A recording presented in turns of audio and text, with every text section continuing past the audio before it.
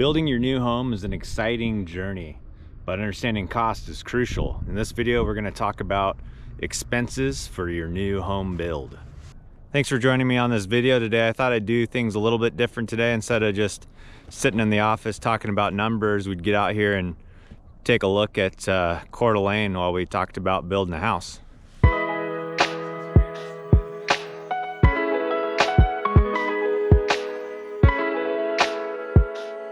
Step one is definitely finding some land. If you didn't watch the first video, that talks about land development, and then also your plans and permitting. That's going to give you a set of plans from a custom designer, and then also your permitting, taking care of water and sewer hookups as well.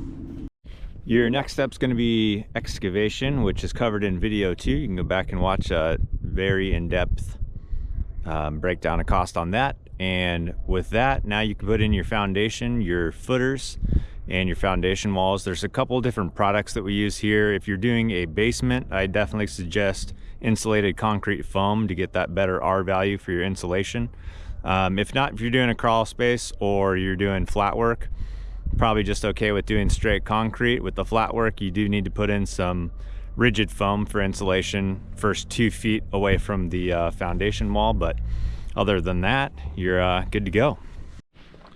Next on the list, we have framing. That's going to be the bones of the operation. It's also your first big expense. It's quite a big material package and also labor expense.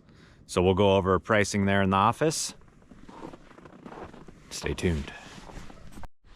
Well, all right, then let's talk about roofing, because you know, a dried-in roof in the hand is worth more than 2 not dried-in roofs in the bush, or something like that.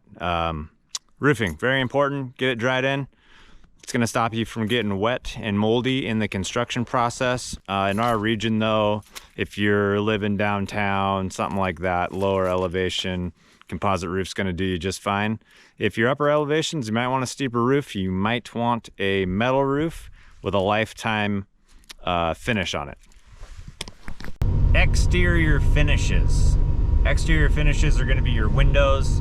That's going to be a big cost there, depending on the grade of windows. This is not a place to skimp when you're building a custom home. You don't want to have to replace your windows, have bad insulation, leaks. You know, replacing glasses is the worst with a new home, so might as well spend a little bit of money there. Even if it's vinyl, you can still get a quality vinyl window. It's going to cost you a little bit extra, but in the long run, you'll really thank yourself, especially in the North Idaho area. It's very cold in the winter, very hot in the summer. Exterior finishes, basically your house is here. They're going to come with either an LP, that's OSB backed, or chipboard backed siding, or you're going to get a like a Hardy or a Laura fiber cement. A lot of people like the fiber cement up here. Personally, I like the OSB backed better. It's easier to install. I can go over the pros and cons of both of them, but fiber cement is not cement. It's a fibrous material. It's going to soak up water either way. It's really important to have a good finish on the front of both of those. Some other routes you could take if you want a little more custom home is, you know, doing some stone, doing metal, and there is a metal finish now that they do a lifetime warranty on. So if you spend the extra money on some metal on your home, you're gonna have a lifetime siding and or roofing there. Couple options for your HVAC system here. The main option here is going to be just forced air. It's pretty nice to have a either fireplace, wood stove, pellet stove, gas stove here in North Idaho. Our winters are cold and a bit long.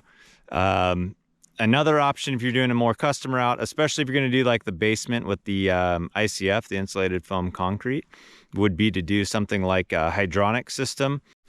Also an appliance package, which basically goes into our last thing, which is the finishes. So appliance package, I usually figure out how much you're going to spend on appliances in our first meeting, just kind of talking about what you guys are looking for. If you're looking for like a super large gas $14,000 range, you're probably going to have a pretty high-end appliance package. If you're just looking to get by with some stainless steel, you can get that for you know, almost $14,000 for all your appliances. Other finishes are going to be like your walls, so sheetrock, texture, paint inside and out, the trim as well, flooring, kitchen and bathroom cabinets, your flat work, so in the garage and the flat work for the driveway, tile for the bathrooms, tile for any other room for that matter, glass for your showers, mirrors, gutters. Definitely something to think about with your finishes. So I'm gonna step inside here. I'm just bringing some tools back to the shop. I'm gonna go back to the office and work on a set of plans for about a 3,200 square foot home with a 3-car garage. So for a downtown lot, if you're looking for a bigger house, if you have a bigger family, it's pretty hard to get a very distinct, good-looking house on the exterior because you're going to lose a lot of the aesthetics on the outside for space on the inside. So you'll see a lot of these newer homes going up as just big boxes. So this one we tried to add a little bit of flair to it to give you a little better styling, and then also that live-on deck space or outdoor living deck space. You're gonna get 1,200 square feet in the basement with 2 bedrooms, 1 bath, and an extra large, you know, theater room, playroom, whatever you want to use it for. Egress windows all the way around to make it seem like you're not just fully in the basement, you know, underground. You're gonna get a lot of daylight in there. And main floor is gonna have your kitchen, office, big living space, and that's 1,200 square feet. And then the top floor is 1,000 square feet. It's going to give you a master bedroom with bathroom, a bathroom, and also a bedroom. On the main floor, there's a bathroom as well. And it's going to give you this walkout out of the main room onto the deck on top of the garage. Plans, permit, engineering for the home's $28,000. That's going to cover your sewer tap, water tap, fees, building fees, whoever's doing your engineering and plans as well. Material, labor, insulation costs for the rough-in portion of the home is about $150,000 on this one. And then moving into finishes, this one has a pre-finished LP siding. Windows are a really high-grade vinyl window from Milgard. Doors, all fiberglass. We're at $67,000 on that. Plumbing and electrical is $68,000. That's going to be pretty high-end fixtures for your electrical and plumbing. Roofing on this one is a lifetime roof composite, $44,000. HVAC system, your heat, your venting, all that stuff is going to be $36,000. The custom deck that's above the garage, so getting that waterproofed, railing, decking, $70,000. Total pricing on this one, we got to $822, which is roughly $241 a square foot. This one does have all glass for the showers, custom shower pans, tile all the way around, granite countertops, custom cabinets for kitchen and bathrooms. Real nice finishes on the electrical and the plumbing fixtures.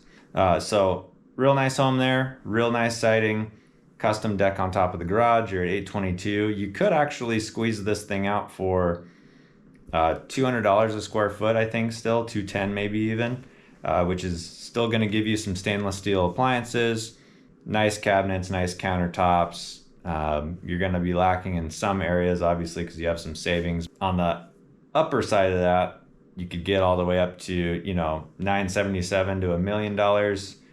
Which is roughly like $280 to a little bit under $300 a square foot. And that would get you some more custom features, maybe on the exterior, some rock, some tongue and groove.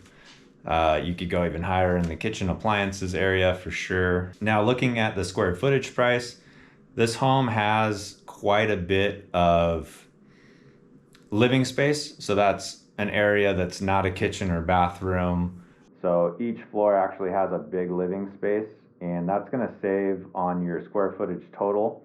So if you were to try and shrink this home down to 2,400 square feet, but still keep the 5 bedrooms, 4 baths, which you could do, but that is going to increase your square footage price by a bit just because you're taking those really fine finishes and expensive pieces and keeping them while losing the square footage.